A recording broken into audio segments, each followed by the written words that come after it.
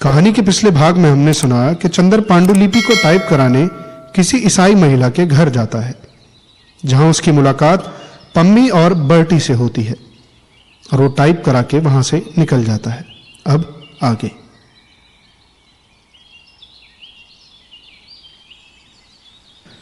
सुधा का कॉलेज बड़ा एकांत और खूबसूरत जगह बना हुआ था। दोनों ओर ऊंची सी मेड़ और बीच में से कंकड़ की एक खूबसूरत घुमावदार सड़क। दाईं ओर चने और गेहूं के खेत, बेर और शहतूत के झाड़ और बाईं ओर ऊंचे ऊंचे टीले और ताड़ के लंबे लंबे पेड़। शहर से काफी बाहर देहात का सा नजारा और इतना शांत वातावरण लगता था कि यहां कोई उथल पुथल, कोई शोरगुल है ही नहीं। जगह इतनी हरी भरी कि दर्जों के कमरों के पीछे ही महुआ चूता था और लंबी लंबी घास से दोपहरिये के नीले फूलों की जंगली लतरें उलझी रहती थी। और इस वातावरण ने अगर किसी पर सबसे ज्यादा प्रभाव डाला था तो वह थी गेसु। उसे अच्छी तरह मालूम था कि बांस के झाड़ के पीछे किस चीज के फूल हैं। पुराने पीपल पर गिलोय की लतर चढ़ी है और करोंदे के झाड़ के पीछे एक साही की मांद है। नागफनी के झाड़ी के पास एक बार उसने एक लोमड़ी भी देखी थी।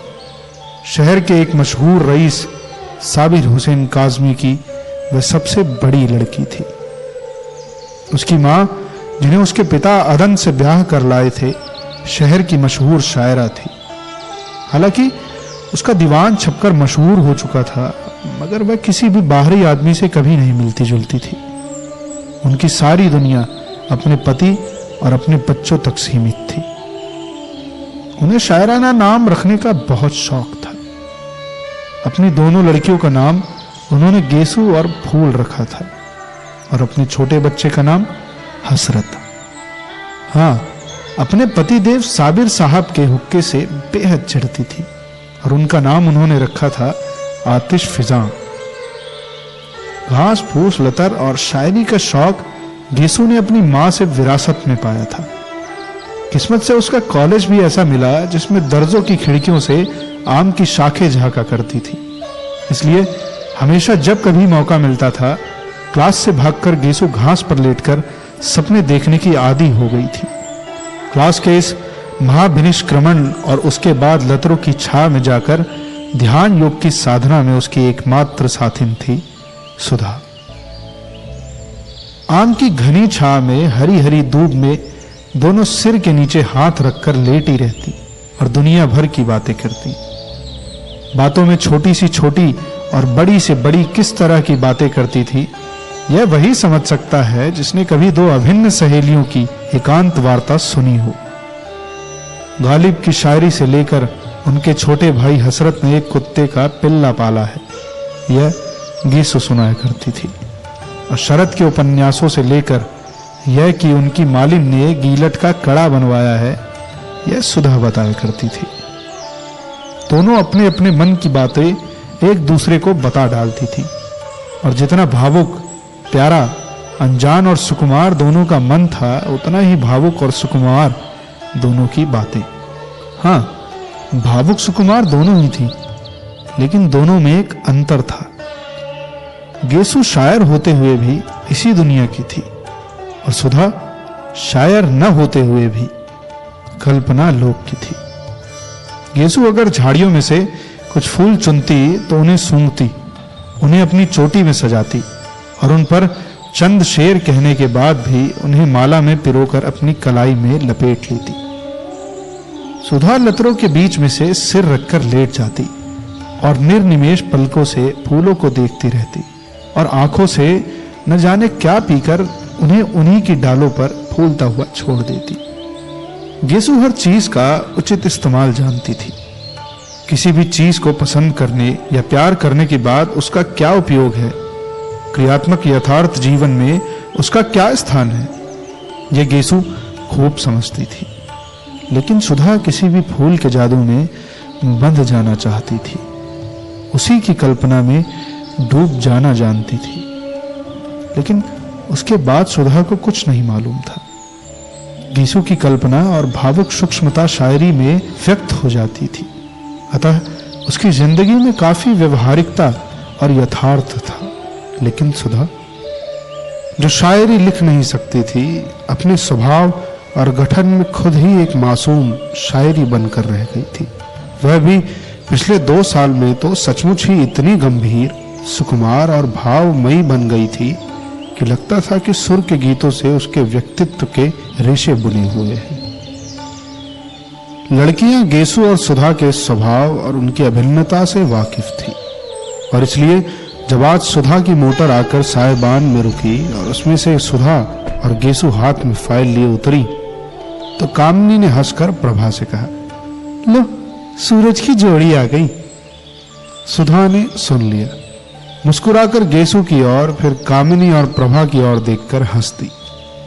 सुधा बहुत कम बोलती थी, लेकिन उसकी हंसी ने उसे खुशमिजाज साबित कर रखा था, और वह सभी की प्यारी थी।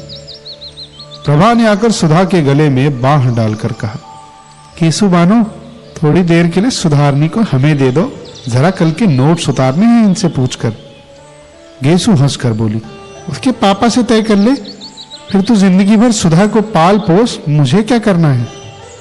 जब सुधा प्रभा के साथ चली गई तो गेसु ने कामिनी के कंधे पर हाथ रखा और कहा, कम्मो रानी, अब तो तुम ही हमारे हिस्से में पड़ी, आओ चलो देखे लतर में कुंदरू है। कुंदरू तो नहीं, अब चने का खेत हरिया आया है, कम्मो बोली। गृह विज्ञान का पीरियड था और मिस उमालकर पढ़ा रही थी। बीच की कतार की एक बेंच पर कामिनी, प्रभा, गेसु और सुधा बैठी थी। हिस्सा बांट अभी तक कायम था, अतः कामिनी के बगल में गेसु, गेसु के बगल में प्रभा, और प्रभा के बाद बेंच के कोने पर सुधा बैठी थी। मिस उमालकर रोगियों के खान पान के बारे में समझा रही थी। मेज के बगल में खड़ी हुई, हाथ में एक किताब लिए हुए उसी पर निगाह लगाए वह बोलती ही जा रही थी। शायद अंग्रेजी की किताब में जो कुछ लिखा हुआ था उसी का हिंदी में उल्था करते हुए बोलती जा रही थी। आलू एक नुकसानदेह तरकारी है रोग की हालत में। वह खुश्क होता है, गर्म होता है और हजम मुश्किल से होता है। सहसा गेसु ने एकदम बीच से पूछा, गुरुजी, गांधी जी आलू खाते हैं या नहीं? सभी हंस पड़े। मिस उमालकर ने बहुत गुस्से से गेसु की ओर देखा और डांट कर कहा, Why talk of Gandhi? I want no political discussion in class. इस पर तो सभी लड़कियों की दबी हुई हंसी फूट पड़ी। मिस उमालकर झल्ला गई और मेज पर किताब पटकते हुए बोली, साइलेंस! सभी चुप हो गए। उन्होंने फिर पढ़ाना शुरू किया। जिगर के रोगियों के लिए हरी तरकारियां बहुत फायदेमंद होती हैं। लौकी, पालक और हर किस्म के हरे साग तंदुरुस्ती के लिए बहुत फायदेमंद होते हैं। सहसा प्रभा ने कोहनी मारकर गेसु से कहा, ले फिर क्या है, निकाल चने का हरा साग, खा खाकर मोटी हो मिस उमालकर के घंटे में। गेसु ने अपने कुर्ते की जेब से बहुत सा साग निकालकर कामिनी और प्रभा को दिया। मिस उमालकर अब शक्कर के हानि लाभ बता रही थी। लंबे रोग के बाद रोगी को शक्कर कम देनी चाहिए। दूध या साबूदाने में ताड़ की मिश्री मिला सकते हैं। दूध तो ग्लूकोज के साथ बहुत स्वादिष्ट लगता है। इतने में जब तक सुधा के पास साग पहुंचा कि फौरन मिस उमालकर ने देख लिया। वह समझ गई वह शरारत गेसु की होगी। मिस गेसु, बीमारी हालत में दूध काहे के साथ स्वादिष्ट लगता है? इतने में सुधा के मुंह से निकला, साग काहे से खाएं? और गेसु ने कहा, नमक के साथ। नमक के साथ? मिस उमालकर ने कहा, बीमारी में दूध नमक के साथ अच्छा लगता है। खड़ी हो, कहां था ध्यान तुम्हारा? गेसु सन्न। मिस उमालकर का चेहरा मारे गुस्से के लाल हो रहा था। क्या बात कर रही थी तुम और सुधा? गेसु फिर सन्न। अच्छा, तुम लोग क्लास के बाहर जाओ और आज हम तुम्हारे गार्जियन को खत भेजेंगे। चलो जाओ बाहर। सुधा ने कुछ मुस्कुराते हुए प्रभा की ओर देखा और प्रभा हंस दी। गेसु ने देखा कि मिस उमालकर का पारा और भी चढ़ने वाला है तो वह चुपचाप किताब उठाकर चल दी। सुधा भी पीछे पीछे चल दी। कामिनी ने कहा, खतवत भेजती रहना सुधा, और क्लास ठठाकर हंस पड़ी। वे संभाल कर गुस्से से नीली पड़ गई।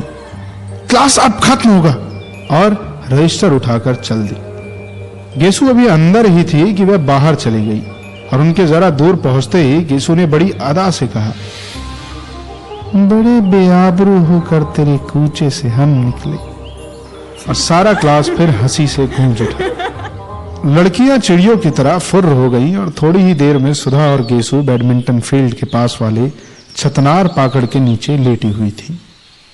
बड़ी खुशनुमा दोपहरी थी।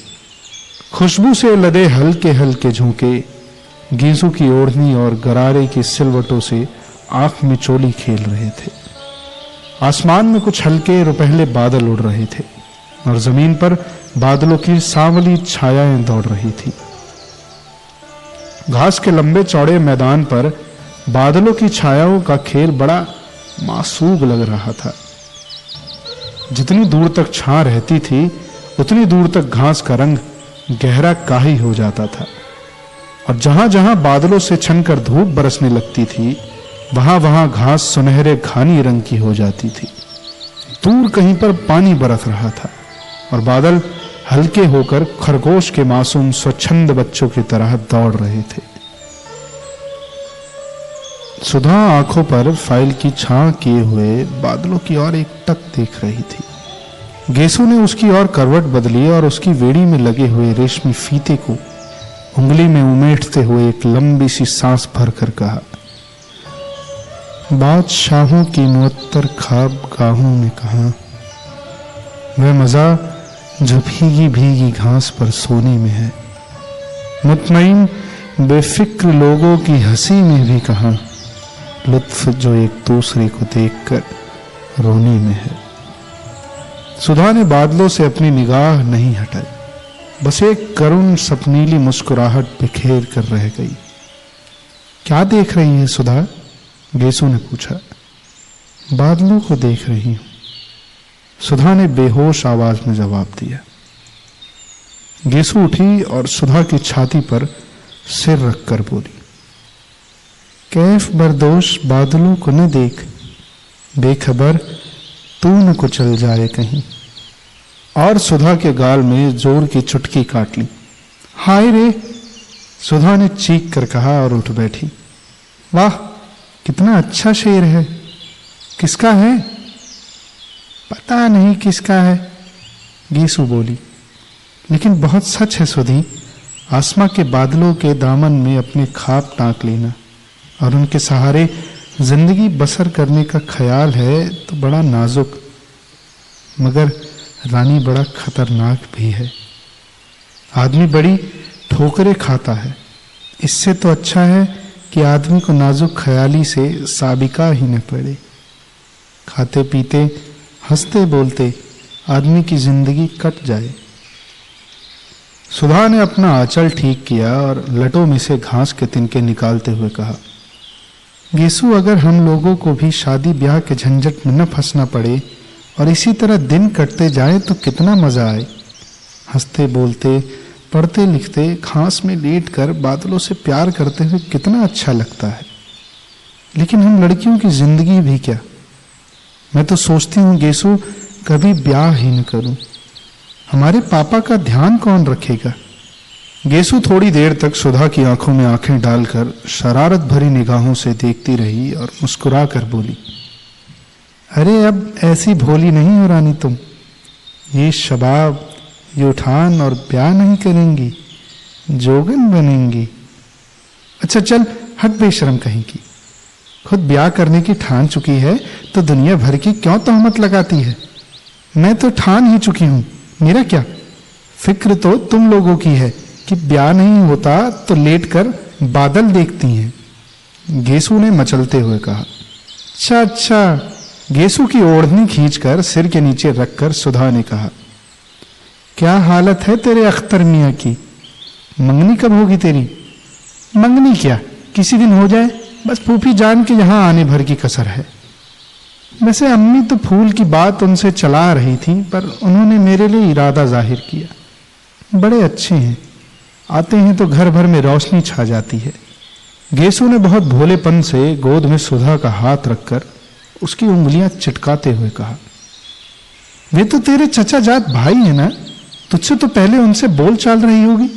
सुधा ने पूछा। हाँ हाँ, खूब अच्छी तरह से। मौलवी साहब हम लोगों को साथ साथ पढ़ाते थे और जब हम दोनों सबक भूल जाते थे तो एक दूसरे का कान पकड़कर साथ साथ उठते बैठते थे। गेसु कुछ झेपते हुए बोली। सुधा हंस पड़ी। वाह रे, प्रेम की इतनी विचित्र शुरुआत मैंने कहीं नहीं सुनी थी। तब तो तुम लोग एक दूसरे के कान पकड़ने के लिए अपने आप सबक भूल जाते होंगे। नहीं जी, एक बार फिर पकड़कर कौन सबक भूलता है, और एक बार सबक याद होने के बाद जानती हो इश्क में क्या होता है? मकतबे इश्क में एक ढंग निराला देखा, उसको छुट्टी न मिली जिसको सबक याद हुआ। खैर, ये सब बात जाने दे सुधा, तू कब ब्याह करेगी? जल्दी ही करूंगी, सुधा बोली। किससे? तुझसे। और दोनों खिलखिलाकर हंस पड़ी। बादल हट गए थे और पाकड़ की छां को चीरते हुए एक सुनहली रोशनी का तार झिलमिला उठा। हंसते वक्त गेसु के कान के टाप चमक उठे और सुधा का ध्यान उधर खींच गया। ये कब बनवाया तूने? बनवाया नहीं तो उन्होंने दिए होंगे। क्यों? गेसु ने शर्माकर सिर हिला दिया। सुधा ने उठकर हाथ से छूते हुए कहा, कितने सुंदर कमल है। वाह। क्यों गेसु, तूने सचमुच के कमल देखे हैं? न, मैंने देखे हैं। कहाँ? असल में 5-6 साल पहले तक तो मैं गांव में रहती थी ना। उचाहर के गांव के पास मेरी बुआ रहती है ना। बचपन से मैं उन्हीं के पास रहती थी। पढ़ाई की शुरुआत मैंने वहीं की और 7वीं तक वहीं पढ़ी। तो वहां मेरे स्कूल के पीछे के पोखरे में बहुत से कमल थे। रोज शाम को मैं भाग जाती थी और तालाब में घुसकर कमल तोड़ती और घर से बुआ एक लंबा सा सोंटा लेकर गालियां देते हुए आती और मुझे पकड़ के ले जाती। जहां वह किनारे पर पहुंचती तो मैं कहती, अभी डूब जाएंगे बुआ, अभी डूबे। तो बहुत रबड़ी मलाई की लालच देकर वह मेहनत करती, निकल आओ। तो मैं निकलती थी। तुमने तो कभी देखा नहीं होगा हमारी बुआ को ना, तूने कभी दिखाया ही नहीं। इधर बहुत दिनों से आई ही नहीं वो। आएंगी तो दिखाऊंगी तुझे। और उनकी एक लड़की है, बड़ी प्यारी, बहुत मजे की है। उसे देखकर तो तुम उसे बहुत प्यार करोगी। वो तो अब यहीं आने वाली भी है, अब यहीं पढ़ेगी। किस दर्जे में पढ़ती है? प्राइवेट विदुषी में बैठेगी इस साल। खूब गोल मटोल और हंसमुख है, सुधा बोली। इतने में घंटा बोला और गेसु ने सुधा के पैर के नीचे दबी हुई अपनी ओढ़नी खींची। अरे अब आखिरी घंटे में जाकर क्या पढ़ोगी? हाजिरी कट ही गई, अब बैठो यहीं बातचीत करें, आराम करें, सुधा ने अलसाए स्वर में कहा और खड़ी होकर एक मदमाती हुई अंगड़ाई ली। गेसु ने हाथ पकड़कर उसे बैठा लिया और बड़ी गंभीरता से कहा, देखो ऐसी अरसोही अंगड़ाई न लिया करो, इससे लोग समझ जाते हैं कि अब बचपन करवट बदल रहा है। बेहद झेप कर और फाइल में मुंह छिपाकर सुधा बोली, लो तुम मजाक समझती हो, एक शायर ने तुम्हारी अंगड़ाई के लिए कहा है, कौन ये ले रहा है अंगड़ाई, आसमानों को नींद आती है। वाह, सुधा बोली। अच्छा गेसु, आज बहुत से शेर सुनाओ। सुनो, एक हृदय तीरगी है और खाबे कायनात, डूबते जाते हैं तारे, भीगती जाती हैं रात। पहली लाइन का क्या मतलब है? सुधा ने पूछा। हृदय तीरगी के माने हैं अंधेरे की चादर और खाबे कायनात की माने हैं जिंदगी का सपना। अब फिर सुनो शेर। एक हृदय तीरगी है और खाबे कायनात, डूबते जाते हैं तारे, भीगती जाती हैं रात। वाह, कितना अच्छा है। अंधकार की चादर है, जीवन का स्वप्न है, तारे डूबते जाते हैं, रात भीगती जाती है। गेसु, उर्दू की शायरी बहुत अच्छी है। तो तू खुद उर्दू क्यों नहीं पढ़ लेती? गेसु ने कहा। चाहती तो बहुत हूं पर निभ नहीं पाता। किसी दिन शाम को आओ सुधा, तो अम्मी जान से तुझे शेर सुनवाए। ये ले, तेरी मोटर तो आ गई। सुधा उठी और अपनी फाइल उठाई। गेसु ने अपनी ओढ़नी झाड़ी और आगे चली। पास जाकर उचक कर उसने प्रिंसिपल का रूम देखा, वह खाली था। उसने दाई को खबर दी और मोटर पर बैठ गई। गेसु बाहर खड़ी थी। चल, नहीं, मैं गाड़ी पर चली जाऊंगी। अरे चलो, गाड़ी 4:30 बजे जाएगी, अभी तो घंटा भर है। घर पर चाय पियेंगे, फिर मोटर पहुंचा देगी। जब तक पापा नहीं है तब तक जितना चाहो कार खींचो। गेसु भी आ बैठी और कार चल दी।